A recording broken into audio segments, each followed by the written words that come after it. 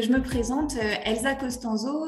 Je suis une intervenante spécialisée en économie, finance à Syndex depuis 7 ans. Maintenant, je suis dans les bureaux de Montpellier de Syndex, parce que vous savez qu'on a des bureaux dans toute la France, et je suis spécialisée dans le commerce. Après, je peux intervenir dans tout secteur, mais voilà, j'ai quand même une casquette plus dans le commerce. Et je te laisse te présenter, Yoël. Yoël Amar, je suis chez Syndex depuis 2013 à Paris. Je suis moi aussi spécialisé sur les questions économiques et financières et en particulier dans le secteur financier. Voilà. Donc là, on a 1 heure ensemble, donc une 3/4 d'heure, 40 minutes, 3/4 d'heure de présentation de notre part. Et puis après, voilà, ce temps un peu d'échange, vu le nombre que vous êtes, ça sera forcément un peu, bien sûr, restreint. De toute façon, c'est un sujet, l'inflation, qui est très, très, très large, et donc on pourra seulement l'effleurer aujourd'hui. Mais voilà, l'idée, c'est plus de vous donner à voir les problématiques et les questions que vous pouvez vous poser face notamment à des directions, et nous on les voit quand on accompagne des équipes lors de NAO, on voit les positions assez fermes des directions sur ah non, une inflation comme ça, on ne peut pas suivre au niveau des salaires, etc.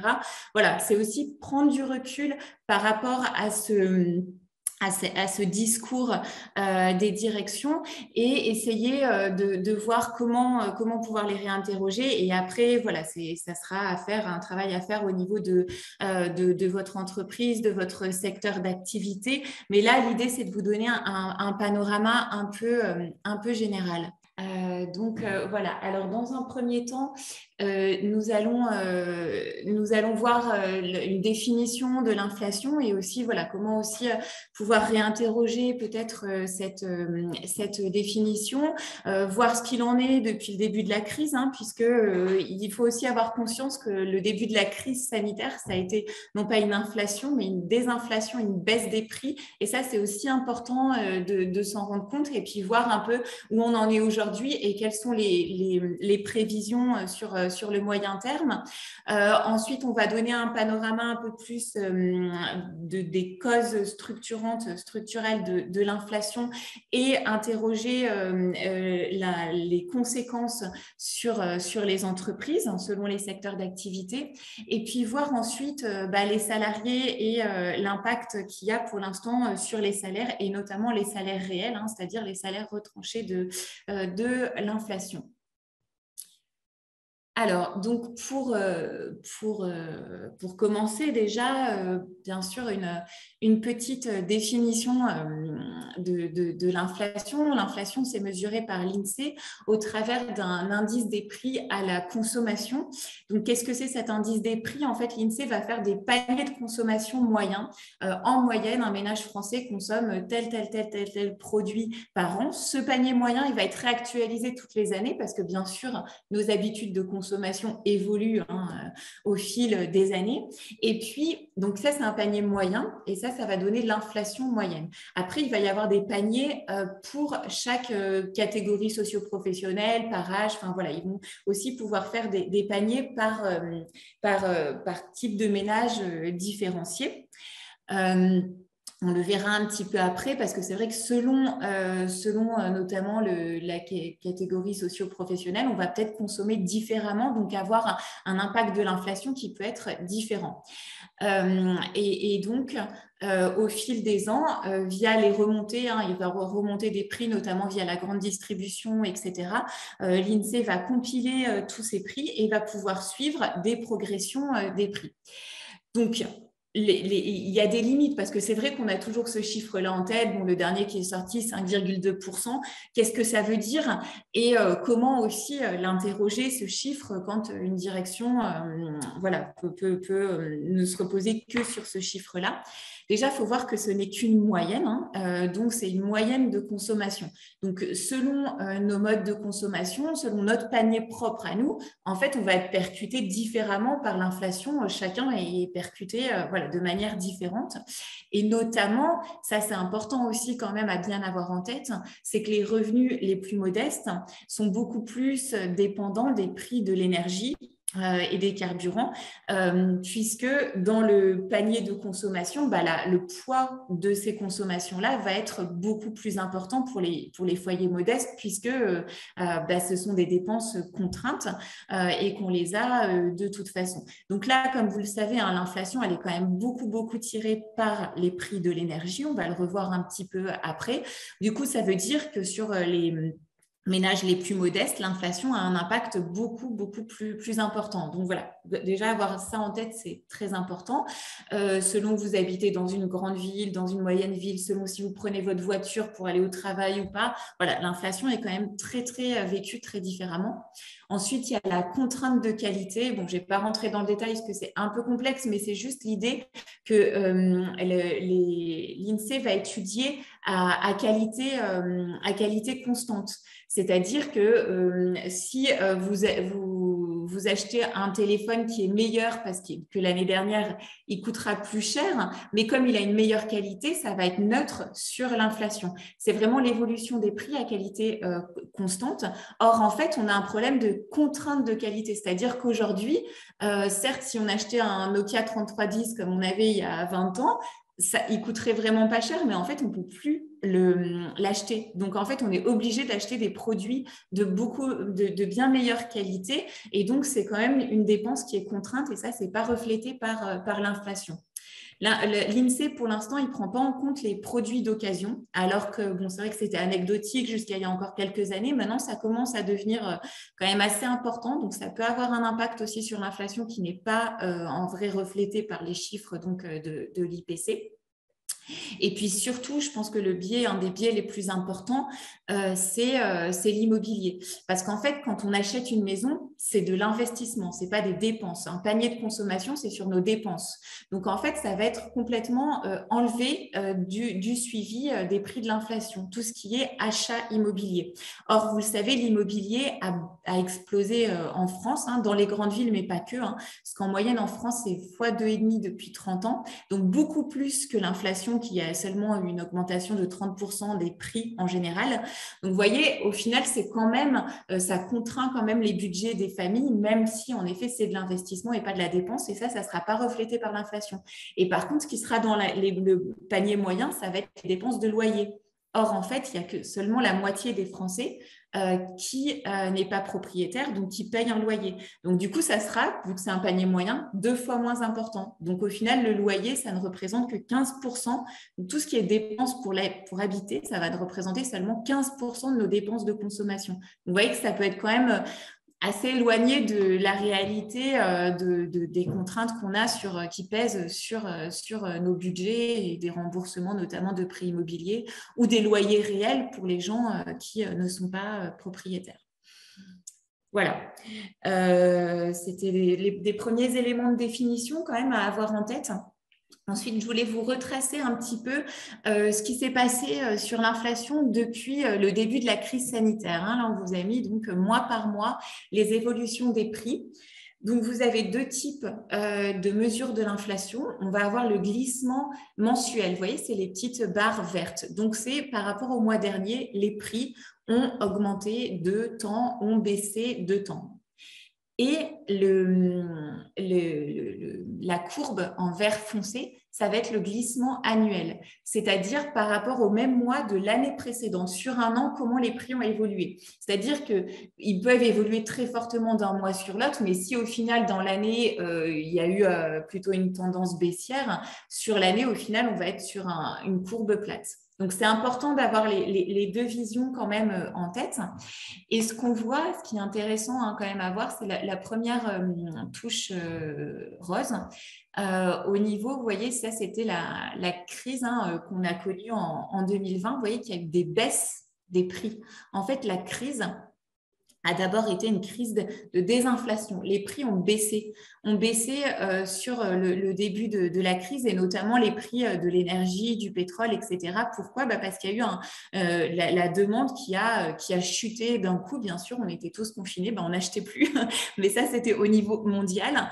Et du coup, les prix ont fortement baissé. Et ça, c'est aussi important à avoir en tête parce que, bon, après, selon vos secteurs, mais voilà, il y a des entreprises qui ont aussi profité de ces baisses de prix pour augmenter leur marge et pour aussi, par exemple, sur les contrats d'énergie, acheter à ce moment-là des contrats de long terme, donc se couvrir sur 2 ans avec des prix bas. Et donc, qui peuvent encore maintenant être couvertes par ce type de contrat. Donc, c'est pour ça aussi qu'en même temps, on a eu sur l'année 2020, surtout 2021 ensuite, des hausses des profits. On y reviendra par la suite. Mais voilà, ce mécanisme est aussi important à avoir en tête. Et puis après, là, ce qu'on connaît depuis surtout mi-2021, tous les mois, vous voyez, tous les mois, les prix augmentent jusqu'à aujourd'hui. Et du coup, en évolution annuelle, on est à 5,2% aujourd'hui en mai, les derniers chiffres qui sont parus, donc c'est ceux à fin mai 2022. Et donc, si on poursuit, bien sûr, un mois par mois cette évolution, on va avoir encore une augmentation très forte de ce 5,2%, avec surtout, vous voyez là, le mois de mars qui était très élevé, c'est voilà, le début, bien sûr, de la guerre en Ukraine. Donc, du coup, il est face à ce contexte, la Banque de France, qui fait des prévisions, et la BCE au niveau européen ont revu à la hausse forcément leur niveau d'anticipation de l'inflation. Normalement, sur 2022, ils estiment ça à 4,4%, puis ça redescendrait un petit peu en 2023, mais quand même sur des fourchettes 3,3%, qui resterait quand même conséquente pour revenir dans la normale, ce qu'on connaissait en tout cas les dernières années sur 2024. Bon, ce sont seulement des prévisions, bien sûr. Et par contre, ça impacte d'autant la croissance. Donc, on se retrouve dans un schéma qu'on appelle la stagflation, c'est-à-dire un niveau d'inflation élevé et pour autant une croissance qui n'est pas au rendez-vous, puisque la croissance serait plus basse que ce qui était anticipé. Et puis oui, sur l'Europe, vous le savez sans doute, mais nous, on est plutôt dans la fourchette basse des pays européens, notamment avec les boucliers tarifaires, le mix énergétique en France, qui fait qu'on est plutôt dans la fourchette basse, et que dans d'autres pays européens et nos voisins directs connaissent des taux d'inflation qui se rapprochent maintenant des 10% quasiment. Alors, c'est très dur de savoir comment tout ça va évoluer. Après, il y a des signaux qui montrent que l'inflation va continuer sur un rythme soutenu, sans doute sur au moins du moyen terme, avec les prix de l'énergie, notamment. Alors, les prix de l'énergie avaient déjà commencé à augmenter très fortement, et notamment le pétrole, le gaz, le charbon. Le gaz, ses prix ont été multipliés par 10 depuis 10 ans. On était déjà sur une croissance très forte avant la guerre en Ukraine, et bien sûr la guerre en Ukraine a fortement augmenté encore ses prévisions. Pareil pour les matières premières, notamment agricoles, mais également des métaux. Vous savez que l'Ukraine et la Russie, c'est des producteurs mondiaux très importants sur les matières premières agricoles. Donc là, il y a des tensions très, très fortes. S'ajoute à cela des épisodes de sécheresse dans le monde, notamment au Canada, Australie, qui ont aussi impacté les récoltes. Et puis après, des tensions sur des matières premières, notamment sur des métaux, des tensions sur la ressource elle-même et la disponibilité des ressources. Ce à quoi s'ajoute une crise de la logistique au niveau mondial, notamment des containers, qui a été issue bien sûr de la crise économique, avec un choc de la demande, et puis après une reprise très rapide de toute la logistique au niveau international, qui a eu du mal à suivre. Mais c'est toujours pas résolu, c'est-à-dire qu'il y a encore des files d'attente énormes dans les ports, sur les containers, etc. Et la logistique n'a pas retrouvé le niveau des besoins en termes de consommation au niveau mondial, ce qui crée également des tensions. Et puis alors, il y a un indice qui est très intéressant à regarder, c'est celui des prix de production de l'industrie. Donc, en fait, c'est il y a les prix de vente, ça va être les prix payés par les consommateurs. Ça, c'est mesuré par l'INSEE. C'est ce dont on parle, l'inflation, enfin l'indice des prix à la consommation grâce auquel on va regarder l'inflation. Et puis, les prix de production de l'industrie, c'est combien les entreprises achètent leur consommation intermédiaire, ceux qu'elles vont utiliser pour pouvoir produire. Et en fait, il y a un décalage entre les deux, puisque les industries vont voir des hausses de leurs coûts et ne vont pas forcément les répercuter immédiatement sur les prix de vente, sur leurs prix de vente. Donc, il peut y avoir un décalage temporel entre les deux. Donc, c'est intéressant de regarder les prix de production de l'industrie pour voir comment ça peut se répercuter peut-être par la suite sur les prix de vente. Et là, on est sur des niveaux qui sont vraiment inédits depuis que l'INSEE mesure ses prix de production de l'industrie. On est sur une hausse de 25% en un an en avril 2022. Et ça, c'est vraiment un niveau qui est assez record. Et donc, on peut se dire que ça va aussi ensuite se propager dans tous les prix de vente et avoir un impact sur l'inflation. Je te laisse la parole, Yoël. Oui, pour ce second chapitre, on va un peu approfondir presque historiquement avec un petit retour dans le passé et théoriquement, mais de manière assez simple, la question des origines de ce rebond de l'inflation. Peut-être comme pour un polar, on va essayer de déterminer qui est coupable, s'il y a un coupable, mais de vous le faire comprendre de manière claire, même si les points ont déjà été évoqués par Elsa. Si on passe en page suivante. Alors, on a dans un contexte inflationniste, l'inflation, une hausse des prix des biens et services.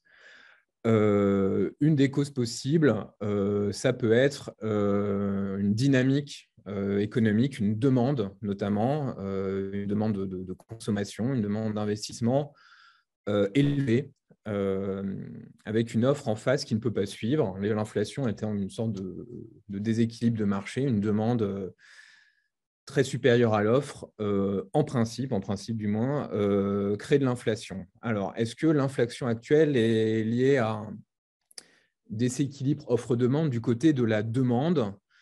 Disons que la réponse est plutôt non dans la zone euro, sans doute oui aux États-Unis. C'est le graphique que vous avez en haut à droite avec en violet une ligne américaine et en gris une ligne européenne, c'est tout simplement le produit intérieur brut, la production des économies. Vous voyez très très bien en 2020 le choc des confinements et le rebond du produit intérieur brut dans la zone euro est quand même pas si fort qu'on puisse dire qu'on atteint une situation où la demande est particulièrement élevée, insoutenable, déséquilibre les marchés et génère de l'inflation. Bien sûr, de telles chutes de production et un tel rebond désorganisent des économies. C'est ce qu'évoquait Elsa avec les désorganisations des chaînes logistiques du commerce international.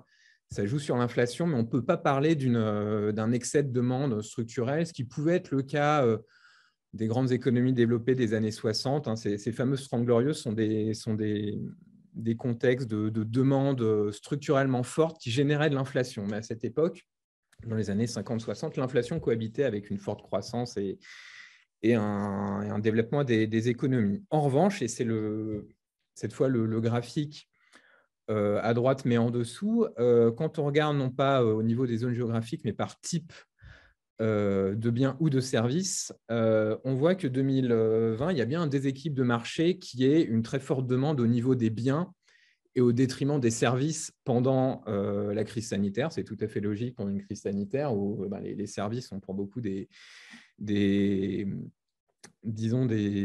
activités qui nécessitent des interactions fortement pénalisées pendant un confinement. Et vous-même, nous tous, nous sommes sans doute retournés vers la consommation de biens quand c'était possible, avec, pour ceux qui en avaient la chance, beaucoup d'épargne. Vous avez effectivement donc une demande forte sur les biens. Encore une fois, on peut lire la tension sur les chaînes logistiques de cette façon, mais ça se rééquilibre au profit des services depuis que les mesures de confinement s'effacent et que la lutte contre le Covid commence à avoir des succès très, très importants dans les pays développés depuis 2021. Donc, on ne voit pas, on ne dit pas que la demande excessive cause l'inflation. Si on passe en page suivante, on a un autre suspect possible qui est la production de masse monétaire par les banques centrales depuis 15 ans, en fait. Je pourrais même dire depuis plus longtemps que ça, depuis sans doute le milieu des années 90, beaucoup de banques centrales de pays développés ont des politiques très accommodantes de déversement de liquidités, notamment depuis la crise financière de 2008, pour soutenir le crédit. Si en théorie, de telles productions de masse monétaire qui se déversent dans l'économie auraient dû créer de l'inflation, ça n'a pas été le cas au sens de l'inflation classique, de la hausse des prix des biens et services, mais ça a bel et bien été le cas s'agissant d'un point qu'Elsa évoquait tout à l'heure, l'inflation, la hausse des prix des actifs. Alors, on pense bien évidemment tous à l'immobilier, mais aussi au prix des actions et des obligations. Ce déversement de liquidité, c'est quand même beaucoup vu dans les prix de ces biens. Et comme le disait Elsa, ce qu'on appelle l'investissement résidentiel des ménages, les acquisitions de logements ne rentrent pas dans le calcul de l'inflation traditionnelle, de l'inflation des biens et services. Et pourtant, c'est un poids qui pèse lourdement sur les ménages, qui est disons, contenu par le fait que le coût des emprunts sont de plus en plus bas avec la baisse des taux d'intérêt. Mais enfin, c'est une charge qui est très, très fortement ressentie parce que la hausse des prix de l'immobilier dépasse le gain qu'on a si les taux sont bas. En fait, ces taux d'intérêt bas que les banques centrales ont fait depuis 10 ans ont inflaté les prix de certains actifs. Mais pas l'inflation des biens et services qu'on connaît actuellement. Donc là aussi, c'est un suspect qui, du moins pour l'instant, on peut l'écarter. Un autre suspect assez classique, c'est ce qu'on appelle la boucle prix-salaire, l'inflation structurelle, c'est-à-dire est-ce que, grosso modo, les salariés qui ont demandé des hausses de salaire très, très élevées ont-ils déclenché une boucle d'inflation parce que les entreprises pénalisées sur leurs charges et sur leurs marges l'auraient compensé ces hausses de salaire par des hausses de prix qui rentrent dans un cercle vicieux, génèrent une inflation permanente par jeu de résonance entre les entreprises, les salariés et les consommateurs, les salariés étant eux-mêmes aussi des consommateurs. Ce suspect est-il le bon? La réponse est non aussi, en fait. Le graphique à droite est un petit peu moins clair à lire que le précédent. Vous avez en violet la croissance du salaire nominal par tête et en gris l'inflation dans la zone euro. En fait, vous avez, alors notamment, c'est relativement clair entre 2008 et 2018. D'ailleurs, il y a des chocs statistiques au niveau de la crise sanitaire, mais en fait, il n'y a pas une corrélation forte entre la ligne violette et la ligne grise, notamment si on zoome sur 2008-2020. Alors, c'est dans toute la zone euro. De toute façon, largement depuis les années 90, voire même depuis les années 80 pour certains pays, on a vécu dans des économies où il y a eu des indexations des salaires sur les niveaux de prix. Il y a quelques exceptions en Europe, notamment la Belgique, où ce qu'on appelle l'échelle mobile des salaires, l'indexation des salaires sur les prix existe encore, mais c'est vraiment l'exception qui confirme la règle générale en Europe. Donc, voilà, si vous voulez, là aussi, au commissariat de police, on rejette ce suspect-là qui s'appelle l'inflation par les salaires. Et ça, juste, pardon, c'est très important, il me semble, à avoir en tête, parce que c'est vrai que c'est quand même le discours qu'on entend là de manière un peu dominante sur il faut contenir les salaires, voilà, pour pas qu'il y ait encore plus d'inflation. Pour contenir l'inflation, il faut quand même qu'on fasse des efforts sur les salaires, etc. Et cette boucle, donc prix-salaire, elle est vraiment, vraiment très, très contestable. Et on le verra dans la partie d'après les salaires réels, selon des calculs de l'INSEE, donc réels. Là, le graphique de l'UL, c'est nominal, mais en salaire réel, c'est-à-dire quand on sous-traite, quand on enlève l'inflation, quand on soustrait l'inflation, on est bien sur une tendance à la baisse depuis mi-2021 des salaires réels. On verra tout à l'heure. Voilà. Donc, le coupable, Elsa l'a cité, c'est un choc externe en 2021 lié à la sortie de crise Covid, ce qu'on appelle l'inflation Covid, ou peut-être on devrait aussi dire l'inflation post-Covid, les goulets d'étranglement, les difficultés de chaîne logistique, les pénuries de composants, notamment les semi-conducteurs. C'est par là qu'est venue l'inflation en Europe. Aux États-Unis, il y a sans doute une dynamique des salaires un peu plus élevée, mais en fait, elle est une compensation d'une dynamique de salaire extrêmement faible des 20 dernières années, notamment au niveau des classes moyennes ou des classes défavorisées ou des emplois précaires.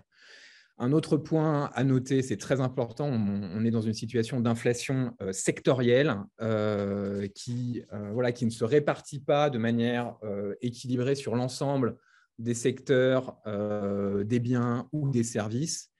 Vous avez une pression sur les matières premières, sur le prix des matières premières, énergie, matériaux, production agricole, qui par définition se diffuse davantage dans les prix des biens qui sont consommateurs de ces matières premières, de ces intrants, et moins dans d'autres. Il y a vraiment un phénomène extrêmement divers selon les secteurs.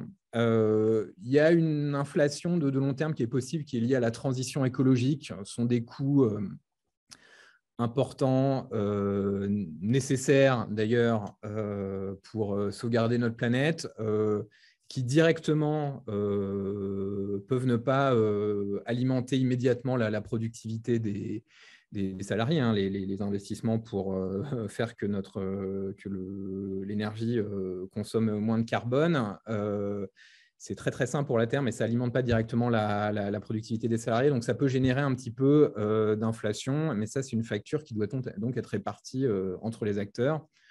Une inflation aussi de portée mondiale quand il y a des plans de soutien public à l'économie extrêmement forts. Alors, c'était le cas aux États-Unis, aussi en Europe pendant la crise sanitaire. Ça, quand même, ça se calme un petit peu le quoi qu'il en coûte. Mais là aussi, ça peut générer une inflation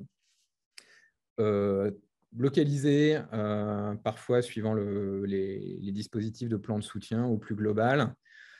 Et enfin, la déglobalisation, la démondialisation de la production et de l'économie avec une production plus proche des marchés de consommation, ça peut générer un peu d'inflation. Il y a aussi peut-être le fait qu'on paye maintenant le transport international de marchandises à son vrai prix.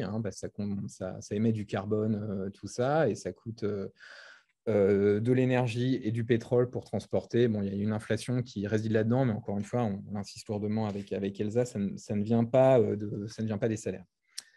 Si on passe à la suite, on a ce contexte, et maintenant, comment réagir? Moi, j'utiliserai la métaphore de la facture. On reçoit une facture plus élevée d'électricité, d'énergie. Comment on se la répartit dans l'économie? Comment on l'affronte? Les entreprises face à ce risque et les intérêts des salariés. Alors, un point sur les effets de l'inflation pour les entreprises. Je vous disais qu'ils pouvaient être extrêmement divers selon les secteurs. On a fait cette matrice très simplifiée en 4 petites cases. Il est important de savoir où se situe votre entreprise face à ce risque inflationniste. Alors, c'est une vision qu'on appelle compte de résultat, c'est-à-dire l'effet de l'inflation sur le résultat de l'entreprise. L'inflation, quel est son effet sur les coûts d'une entreprise? Et est-ce que l'entreprise, en contexte inflationniste, peut se refaire en passant des hausses de prix, ou alors en augmentant fortement ses volumes de production, et du coup, peut-être en gagnant en économie d'échelle sur sa marge. Et on atterrit sur ces 4 familles d'entreprises face à l'inflation. Alors, vous avez en haut à gauche des entreprises qui peuvent être assez indifférentes au niveau de leur résultat de l'année à un contexte inflationniste. Tout simplement parce que dans leur coût, la part des matières premières ou des intrants qui sont très, très fortement en situation de très hausse de prix, de hausse de prix, sont faibles. Si vous avez un petit peu de facture d'électricité, un petit peu de transport, mais beaucoup d'autres choses qui ne sont pas sujets à l'inflation, votre hausse des coûts, des charges, va être relativement limitée. Et là, bon, la question de savoir si est-ce que vous pouvez la passer cette hausse de prix si vous voulez conserver vos profits, si vous êtes un directeur, ou est-ce que vous pouvez la gérer, ou est-ce que vous êtes de toute façon dans un contexte de croissance un peu organique de votre activité, tout va bien. Alors, on a mis un exemple, hein, les entreprises indifférentes à l'inflation, on a mis les cabinets d'avocats, mais au sens large, c'est ce qu'on peut appeler toutes les entreprises de prestation de services intellectuels. Bon, bien sûr, vous avez un peu de facture d'énergie, d'électricité ou autre. Mais enfin, bon, vous n'êtes pas consommateur de semi-conducteurs ou massivement consommateur d'électricité comme dans l'aluminium. Vous avez, pour ces entreprises-là, essentiellement des salariés qui font de la prestation de services intellectuels. Il faut que les marchés restent à un bon niveau pour vendre et vous pouvez tout à fait dans une situation où vous êtes indifférent au contexte actuel. Si vos débouchés se maintiennent, vous êtes un cabinet d'avocats, voilà, le contexte de demande des cabinets d'avocats n'est pas forcément très, très lié à la situation du prix du gaz en Ukraine, enfin, face à la crise ukrainienne. Même d'ailleurs, si vous avez des clients qui sont des grandes compagnies du gaz ou du pétrole, on peut même dire que vos débouchés peuvent augmenter. Bon, ça, c'est des entreprises indifférentes. La deuxième case, c'est en haut à droite, des entreprises qui seraient bénéficiaires d'un contexte d'inflation. Si vous avez du côté de vos coûts une large partie de coûts totalement fixes, qui n'est pas du tout sujet à l'inflation, et au contraire, vous vendez des produits qui sont extrêmement demandés, de l'énergie, des semi-conducteurs en période actuelle d'inflation, un peu de pénurie sur les semi-conducteurs. Là, c'est tout bénef. Alors, le cas qui est typique, c'est les compagnies pétrolières. Une compagnie pétrolière a une large partie de ses coûts qui sont fixes, hein, ses installations, ses ingénieurs. Bon, quand le prix du pétrole augmente, il faut verser un petit peu plus de royalties aux pays, notamment d'Afrique, où vous tirez votre pétrole. Mais sinon, vous avez des coûts fixes. Le prix du pétrole augmente, vos marges explosent. C'est le cas actuellement de toutes les compagnies pétrolières, Total, BP, ExxonMobil, etc. Vous êtes bénéficiaire de ce contexte. Il y a donc le cas difficile en bas à gauche, ce sont les entreprises vulnérables à l'inflation, qui subissent une hausse de leurs coûts et qui peuvent avoir des difficultés à passer des hausses de prix de vente. Voilà, vous êtes fortement consommateur de métaux, comme le disait Elsa, ou d'énergie, et vous êtes dans un marché où il y a beaucoup de concurrence, typiquement la sous-traitance de l'automobile, surtout si les consommateurs achètent pas un automobile. Là, vous êtes vulnérable à ce contexte. Comment répondre à cette vulnérabilité? Il y a des outils de réponse, il y a des outils de réflexion, mais vous êtes dans la mauvaise case, ça peut arriver. Et enfin, quatrième point, les entreprises qu'on appelle résistantes à l'inflation, qui se prennent les hausses de coûts sur leurs charges, mais qui sont tout à fait capables de le repasser sur leur prix. Alors, il y a deux extrêmes, mais qui sont pourtant dans cette famille, la grande distribution et le luxe. La grande distribution, vous pouvez subir quand même si vous pressurez très fortement, et Dieu sait qu'ils le font dans la grande distribution, leurs fournisseurs, vous subissez quand même la hausse d'un certain nombre de matières premières qu'Elsa a évoqué. Mais alors vous pouvez, par une habile politique de tarification, les repasser à vos clients. Et quand vous êtes d'ailleurs dans la grande distribution, vous avez ce qu'on appelle un BFR négatif, c'est-à-dire que vous faites payer vos clients avant de régler vos fournisseurs. Ça vous fait plus de trésorerie. En période de taux d'intérêt qui se remonte, c'est plutôt sympa et vous en sortez. Autre point des entreprises résistantes, c'est le luxe. Vous pouvez avoir une hausse de vos matières premières diverses, mais enfin, dans le luxe, le point le plus saillant, c'est que vous avez une capacité à passer des hausses de prix de vente à des consommateurs assez aisés, qui est souvent assez facile. Donc, les 4 facteurs à prendre en compte, c'est les termes de contrat que vous avez avec vos fournisseurs et clients, votre rapport de force au sens le plus pur du terme, l'exposition à l'inflation de vos clients ou de vos fournisseurs qui eux-mêmes les mettent en tension et comment cette tension se diffuse dans la chaîne de valeur, et l'intensité concurrentielle sur votre marché qui vous permet, avec plus ou moins de force, de passer des hausses de prix. Et là, vous pouvez un petit peu essayer de voir comment vous vous positionnez dans ces 4 cases.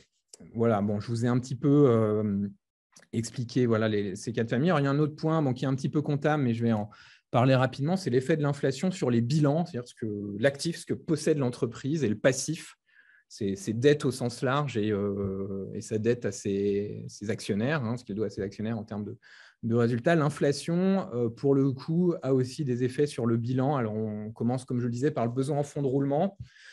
Le besoin en fonds de roulement, c'est un décalage de trésorerie entre le moment où vous achetez des choses pour faire vos produits et vous êtes réglé par vos clients. Il y a un décalage de trésorerie. Si vos dépenses augmentent à ce moment-là à cause de l'inflation, ça vous coûte plus cher. Il faut bien pouvoir passer la hausse de prix à vos clients, sinon vous avez une vraie tension sur votre BFR, puisque vos dépenses initiales augmentent. Il faut pouvoir le financer avant de pouvoir s'en sortir en vendant à vos clients et en les faisant payer. Première chose. Deuxième point très important s'agissant de l'industrie lourde, c'est spécial dédicace industrie lourde, la question des immobilisations de plus en plus coûteuses en période d'inflation. Le problème, c'est que vous avez à votre bilan des immobilisations qui sont comptabilisées en coûts historiques, donc vos amortissements comptables, la simulation comptable de la perte de valeur qui vous permet d'ailleurs notamment d'économiser des impôts, elle peut être insuffisante par rapport au coût de remplacement qui devient beaucoup plus cher d'une usine en période d'inflation. Donc ça, c'est quand même aussi une tension qu'il faut savoir gérer. Et ça se gère avec du financement. Et là, si vous êtes une entreprise qui a un endettement facile, voire même un BFR négatif comme dans la grande distribution ou dans d'autres industries, comme c'est le cas des compagnies d'assurance à certains égards, vous pouvez vous en sortir sans cri ni sans larmes, il faut le savoir. Voilà pour ce qui est de ce petit point un peu comptable sur les effets sur le bilan. Alors, je voudrais conclure par les enjeux clés de la gestion de l'inflation par les entreprises. Est-ce qu'on peut transférer ce risque? Est-ce qu'on peut le passer aux voisins ou aussi préserver ses investissements? C'est 2 enjeux extrêmement clés en situation d'inflation. Le transfert du risque de l'inflation est possible à d'autres parties prenantes. Est-ce que vous pouvez mieux encaisser ce risque d'inflation avec vos fournisseurs ou en renégociant des partenariats, en diversifiant vos fournisseurs si le fait d'avoir pas assez de fournisseurs fait que vous ne les mettez pas en concurrence et que vous êtes mal positionné? Est-ce que vous pouvez modifier les contrats avec vos clients pour mieux gérer l'inflation? Bon, vous faites une hausse de prix, mais vous pouvez donner quelque chose en échange, s'agissant du délai de livraison, s'agissant de la qualité du produit. Est-ce qu'on peut se partager le risque, pas tant le transférer que se le partager avec ses clients aussi?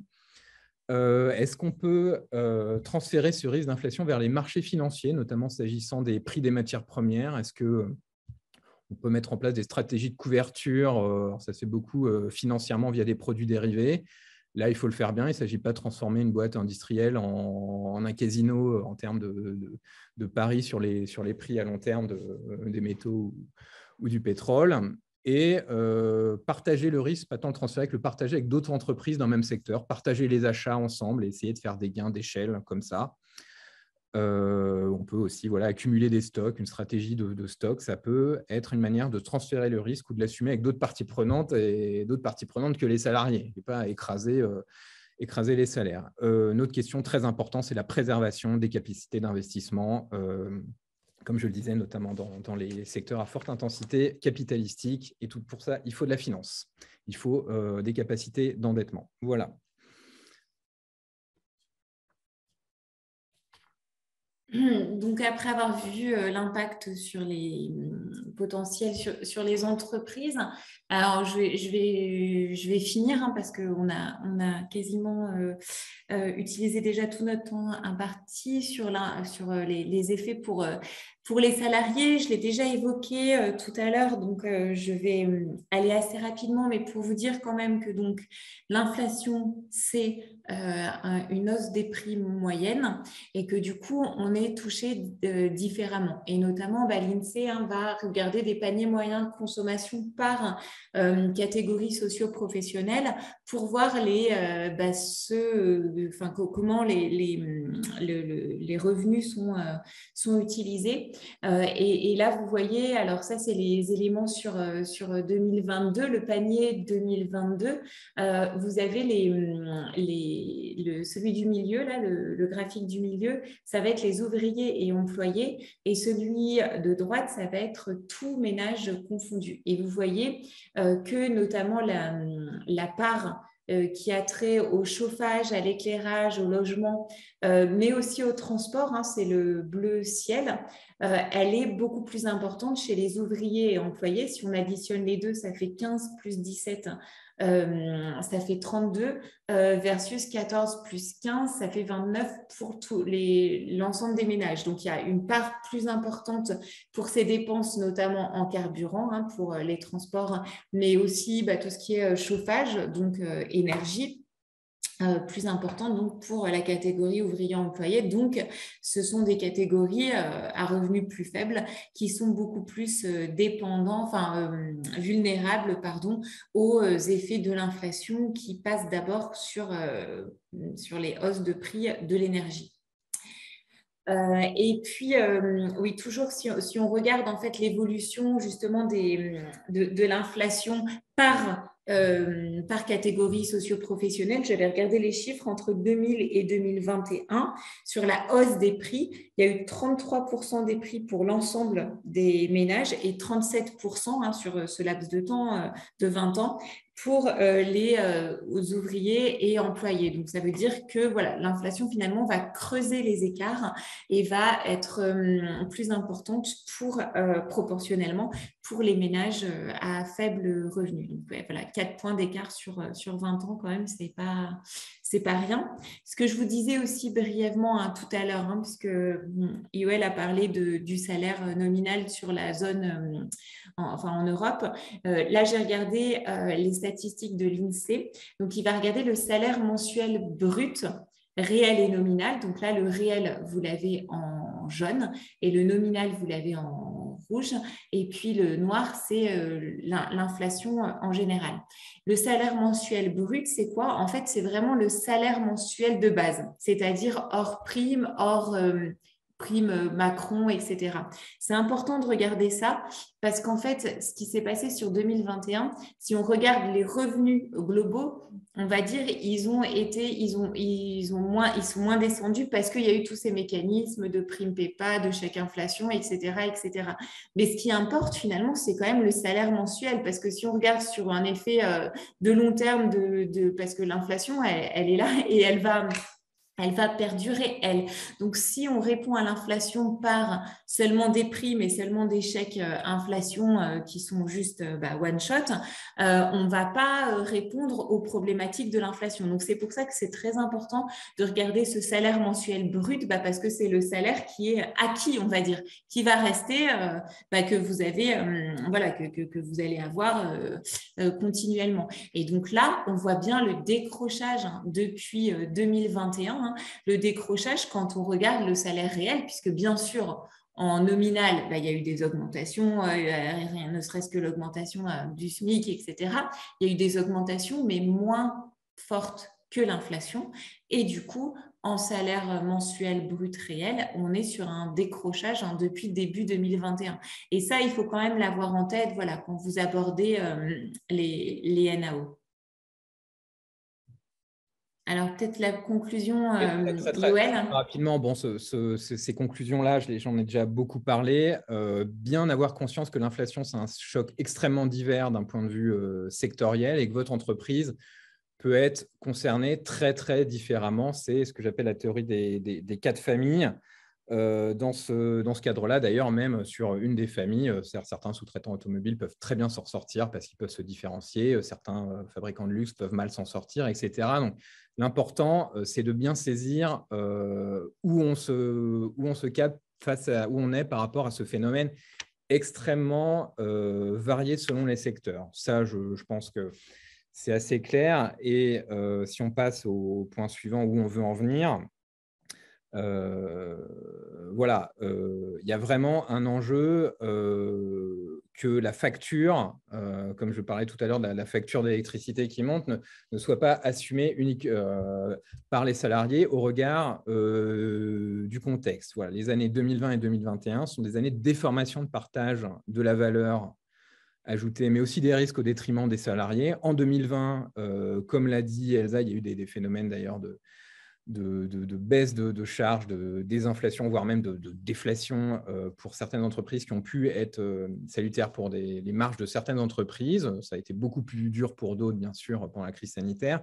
Mais dans ce cas-là, pour ce qu'on appelle le côté pile-je gagne, et 2021, c'est face, tu perds, quand en période d'inflation qui rebondit, notamment en fin d'année, la politique salariale est restée sous pression, alors que, par exemple, des gains de productivité ont pu être faits pendant la crise sanitaire, et le salaire doit suivre la productivité.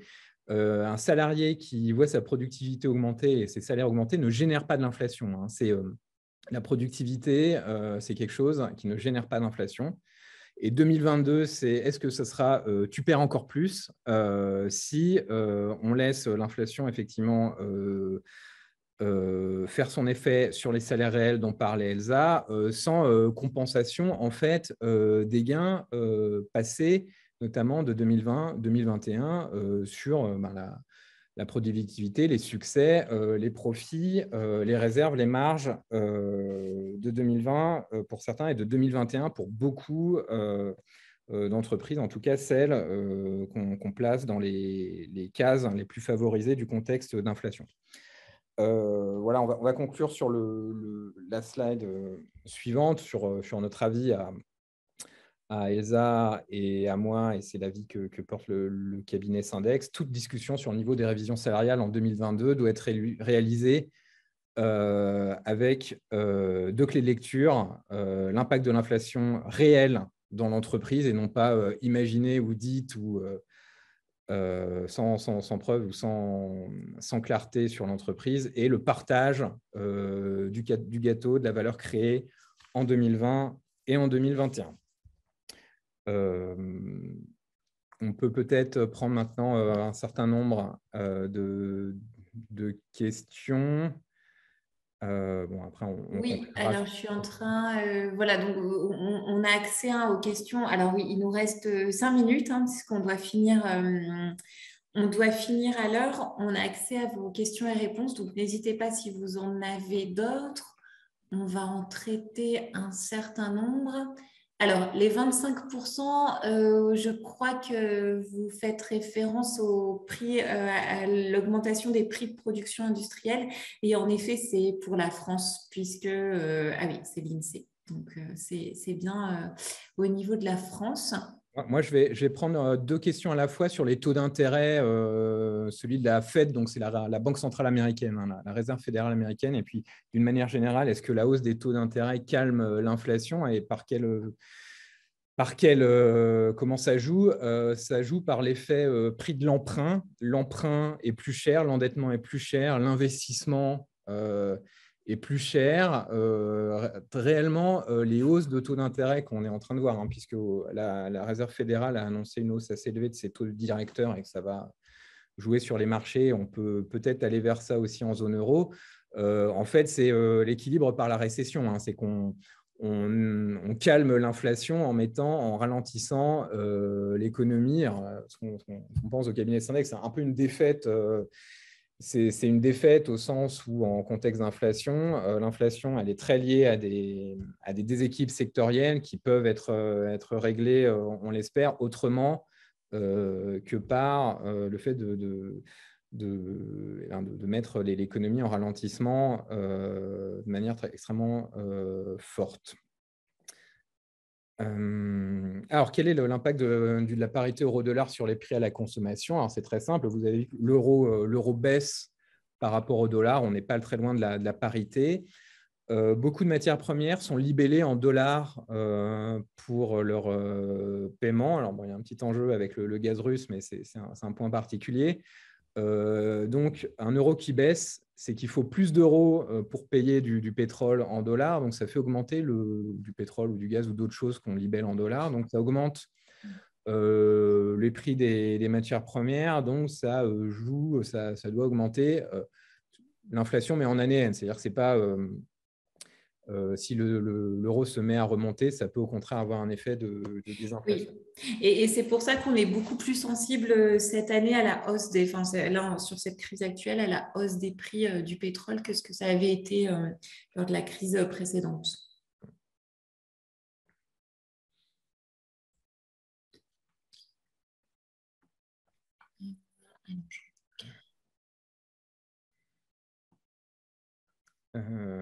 Alors, j'ai une question. La direction ne souhaite pas se baser sur la valeur ajoutée créée pour négocier les salaires NAO. Est-ce normal? Alors, non, chacun a son indicateur préféré. Moi, en contexte inflationniste, j'aime beaucoup ce qu'on appelle l'excédent brut d'exploitation. Bon, c'est les EBITDA en anglais, mais si vous êtes en comptabilité française, l'excédent brut d'exploitation, tout simplement les revenus les plus bruts, moins les charges les plus brutes, sans compter parfois certaines écritures comptables de provisions et d'amortissement. C'est un très, très bon indicateur de la résistance, tout comme la valeur ajoutée, mais d'ailleurs, de la résistance ou du comportement d'une entreprise depuis 2019 avec le choc de la crise sanitaire que l'excédent brut d'exploitation. Je ne sais pas… voilà, effectivement, il faut faire attention au-delà de baser la NAO sur de simples craintes, ou un discours non basé sur des faits. Autant se baser sur une bonne vision de où se place votre entreprise dans les 4 cases et peut-être privilégier l'excédent brut d'exploitation, la valeur ajoutée. C'est bien, c'est la taille du gâteau et c'est les questions pour se répartir cette fameuse facture en préservant aussi des ressources pour l'investissement. Exactement. Alors, bon, la toute première question, l'estimation faite à fin d'année est de 8%, voire supérieure à 10%. Qu'en pensez-vous? C'est très difficile. Alors, je ne sais pas d'où elle vient cette estimation. Pour l'instant, ce n'est pas ce qui est donné justement par la Banque de France. C'est très difficile. On a mis des éléments qui nous font penser que, en effet, on est là sur une inflation qui va vraiment encore peut-être s'amplifier et perdurer. Et le sentiment qu'on a eu aussi, c'est que quand même, il y avait une tendance, et notamment avant la guerre en Ukraine, à minimiser très fortement le risque d'inflation. C'est-à-dire qu'on nous disait avant la guerre en Ukraine, hein, donc avant mars, on nous disait oui, on va retourner sur une situation à la normale d'ici la fin de cette année-là, 2022. Voilà, il y avait une tendance quand même, nous on trouvait à minimiser, et puis maintenant on dit bon bah voilà, c'est la guerre en Ukraine, on met tout sur le dos de la guerre en Ukraine, mais l'inflation elle était déjà présente avant, hein, et les causes structurantes de l'inflation elles étaient déjà présentes avant, et là je pense qu'on est toujours sur une tendance un peu à minimiser, parce que ça permet aussi de ne pas faire des choix trop difficiles encore pour l'instant. Peut-être une dernière question sur le bouclier tarifaire. Sera-t-il une source d'inflation future? Et d'une manière générale, c'est une bonne question sur les interventions de l'État dans ce contexte. Alors, il y a même un débat de type cycle électoral, hein, quand le gouvernement met en place des mesures de type bouclier tarifaire avant une élection. Est-ce que ce n'est pas une motivation électorale? Alors, il en demeure pas moins que ce sont des mesures qui peuvent être problématiques, notamment si elles sont complètement dispersées sans finalement soulager, comme le disait Elsa, les acteurs les plus vulnérables à l'inflation, notamment les ménages modestes des mesures générales de prime à la pompe peuvent être tout à fait discutables à long terme. Est-ce que c'est générateur d'une inflation future? Ah oui, hein, par définition, si vous, je ne dis pas que vous cassez le thermomètre, mais si vous mettez un petit peu un couvercle dessus, ça n'empêche pas la vapeur de repartir si le contexte n'a pas bougé et que vous suspendez ces mesures type bouclier tarifaire, d'ailleurs, qui sont financées au final ou par de l'impôt ou par de la dette. Hein. Donc, on en est toujours à savoir qui paye la facture, qui se passe le mistigris entre le consommateur, l'entreprise, l'État, le contribuable. Et c'est le fond de la question, de savoir qui se paye la facture. Et on vous invite à ce que cette facture soit payée, répartie avec le maximum de justice sociale. Voilà, il est 11h59, Elsa. Est-ce qu'on peut peut-être, si tu peux remettre le petit support pour l'accompagnement, un petit peu de pub sur… Ah oui. Ouais. On va faire un peu d'autopromotion si vous le voulez bien. On vous remercie. Je le referai une dernière fois, mais je vous remercie pour votre écoute si vous avez tenu 59 minutes, presque une heure avec nous. Bon, parce le cabinet Syndex vous accompagne lors de la consultation sur la situation économique et financière, sur la consultation sur la politique sociale. On vous aide par nos diagnostics, nos aides à la négo, nos accompagnements à la négo, les formations toujours avec plaisir. Je ne sais pas, Elsa, si tu peux repartager ton écran pour les prochains événements Syndex à venir. Sinon, bon, ce sera… Je les ai pas comme ça, les prochains événements. mais Je ne les connais pas, mais ils sont disponibles sur l'internet de Syndex. Donc, n'hésitez pas à y aller. J'avoue que je n'ai pas en tête les prochaines dates. Je suis désolée, Mathieu. C'est sur le support, c'est à la fin du support, Elsa. Il me semble que oui. Bon, c'est pas grave. Et donc, vous pouvez aussi, dans le support que vous recevrez, vous aurez en dernière slide nos coordonnées pour nous joindre. On vous répondra avec plaisir. Il y a beaucoup de questions. Là, 12h01, on va quand même vous laisser manger. On vous remercie beaucoup pour votre écoute et je te remercie aussi, Elsa. Merci à vous et bon appétit à tout le monde. Merci.